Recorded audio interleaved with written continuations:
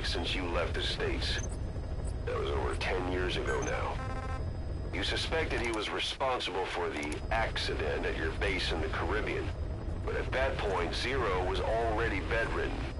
So it never felt right to me that Zero gave the order. Now that I've seen the man Emmerich was working for, I'm sure he didn't. I know that man. He was our old friend's XO.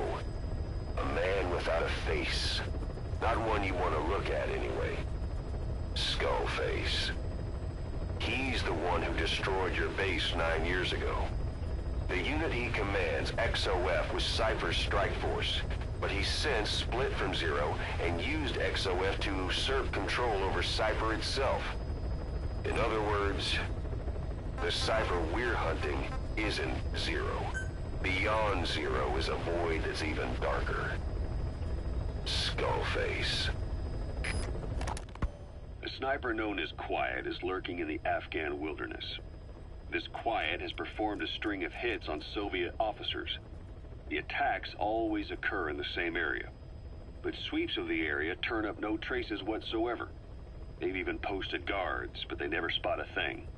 And then, before you know it, another body's lying on the ground. You ever heard of someone who operates like that? No matter how still and silent a person tries to be, they always create some kind of ripple. Be it breathing, a heartbeat, eating, excreting, body temperature, sweat. If this sniper can really vanish completely, that's just not human. I guess Quiet is the right name. But what is Quiet's objective? The local guerrillas wouldn't use this kind of tactic. I just can't see them hiring some superhuman mercenary. And the Soviet officers who've been killed, well, they were all opposed to or skeptical of the secret weapons development being conducted in the area. Sure, they were a problem for those supporting it, but the Soviets have nothing to gain by killing them. So we have an assassin with superhuman combat skills who isn't working for the guerrillas or the Soviets. Miller has a theory that this sniper is a hitman for Cypher. He thinks it's time we silence Quiet for good.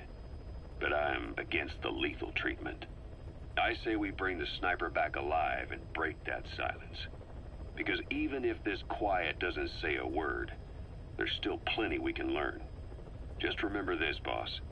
If our hunch is right, you'll be on this sniper's hit list too. If things seem a little too quiet when you're in the field, watch out. Quiet's out there somewhere. And if possible, this is one sniper I want back here breathing. It wasn't just Cypher. Back in the Caribbean, every eye in the world was turned on us. A private army, just a bunch of guys with guns, in possession of a nuke? Why wouldn't they be uncomfortable? And that's why you made sure the inspection happened. Well, I thought our best move was to prove to the UN through the IAEA that we had no nuke. Of course, I was against us having it in the first place, but that was Snake's decision.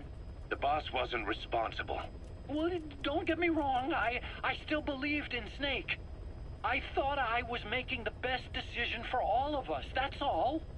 I figured we should get a third party to exonerate us before proof of the nuke did get out. And who better to do that than an organization with international authority? So the truth is, you took it upon yourself to agree to an inspection arranged by the UN. Only the inspection was a ruse, and Cypher's strike force, XOF, showed up instead. I had no idea that would happen. Enough bullshit! Oh, sure, like I could have known. You know, I was just trying to prove our innocence to the world. What's wrong with that? We're not interested in the excuses you've thought up. The truth is objective. Just see it from my point of view. You led XOF to the control tower. They seized it, giving them complete control over the base. Moments later, they detonated C4 on the strut legs. Anyone who'd managed to survive was hunted down by the assault force and their choppers. You can't believe I did that on purpose. That was the end of Mother Base. But it wasn't the end for you. How can you... Look, think about it.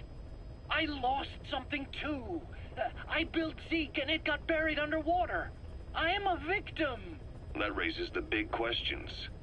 Why were you the only one spared? You got away without a scratch.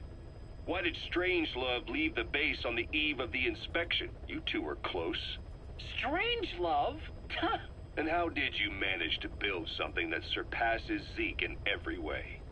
Because you did everything they told you.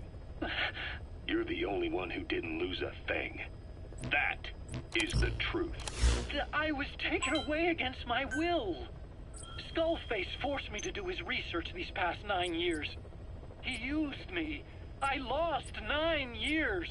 9 years. We all lost 9 years. It wasn't just you. I suppose blaming me makes you feel better, does it? But who's gonna give me back all the time I lost? You're not getting anything back. You're not a victim here, Emmerich. You're the perpetrator. I didn't know anything. Nobody can back that up. Yeah, all the evidence is at the bottom of the ocean. You know the hardest man to break. The type who's fooling himself. That takes time. It's easier to live a convenient lie than a painful truth. Is that the piece you've chosen, Doc? I'm not lying. Of course. Just let me check one or two things. On that day, you were in the control tower with them. Lucky you. That's how you got out unscathed. And you escaped on one of their choppers. Only you, right before the base went under. They had me blindfolded the whole time. I've never been so scared. The whole flight, I thought they'd kill me. But thinking of you kept me going. My comrades, all the way. And? There was a plane journey, and then we traveled by road. When they finally took off the blindfold, I was in kind of a warehouse, on the floor. Afghanistan, it was that research lab. I couldn't believe they'd taken me halfway around the world. And soon enough, he came. Skullface. He's the one who's really behind that Mother Base attack. He forced me into that research. What kind of research? He told me to build a bipedal walking tank for the Soviet Union. Like Peace Walker. A system that could fire an ICBM-class nuclear weapon. That's how the Sahelanthropus project got started. Sahelanthropus. Those AI weapons I'd made in Costa Rica were like toys by comparison. A whole world apart from reptilian four-legged crawling and that ridiculous hunched-over bipedal waddling. My design evolved to the dawn of mankind. Sahelanthropus, the first steps towards humanity. An upright bipedal weapon system. Originally, Sahelanthropus was going to be a manned weapons platform. I designed a cockpit in its head, and I planned to fill it with water as a buffering agent. Like how Paz modified Zeke for human control. Don't compare me to some amateur. I designed it for human control from the beginning. The problem was miniaturizing the posture control AI. You remember the reptile pod? The AI that controlled your unmanned weapons. Attaching it externally makes it vulnerable. So this time I wanted it beneath the armor. Meaning I had to make the AI smaller. I got it down to less than 1/10 the size without any loss in computation speed. But it was still too big for the cockpit. There wasn't enough room for the pilot. If I made the head bigger, its body would have to be bigger to support it. Too big to be practical. In the end, human piloting was taken off the table. I tested a remote control system too, but there was the time lag and I wasn't satisfied with its precision either. Plus, it would be useless if the enemy jammed it. So next, I went back to trying an AI-only system. To do that, I had the AI pods recovered from Nicaragua. This was a hybrid AI, a combination of Peace Walker's reptile and mammal pods. The only AIs that had ever successfully operated an unmanned nuclear weapon system. Really? You'd need some help to get that working. Expert help. Did you work with someone? I worked alone. You did that yourself? That's the thing. The AI didn't pan out in the end either. But I did finally get Sahelanthropus walking by folding over its upper body to lower its center of gravity.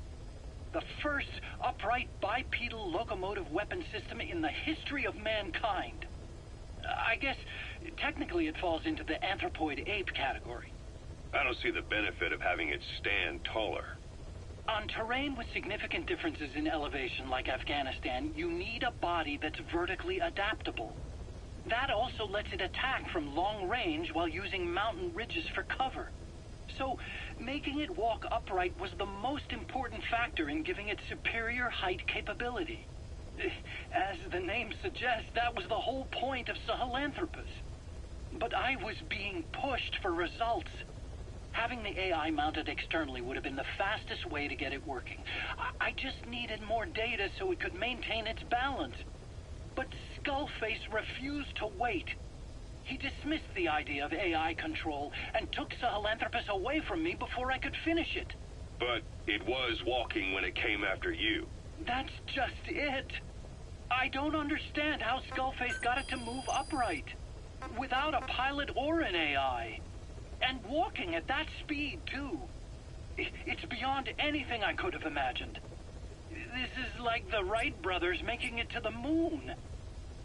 I'm just as clueless as you are.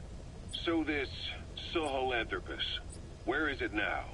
I have no idea. All my experiments took place at that cave. I've never seen it anywhere else. Besides, it's still just an incomplete prototype at this point, and nothing but a paper tiger. Even if it can walk, it's far from being a viable weapons platform. It wouldn't be useful in actual battle. Emmerich will remain here at Mother Base for now, but not as a member of Diamond Dogs. I still don't trust him. That work for you? Fine by me.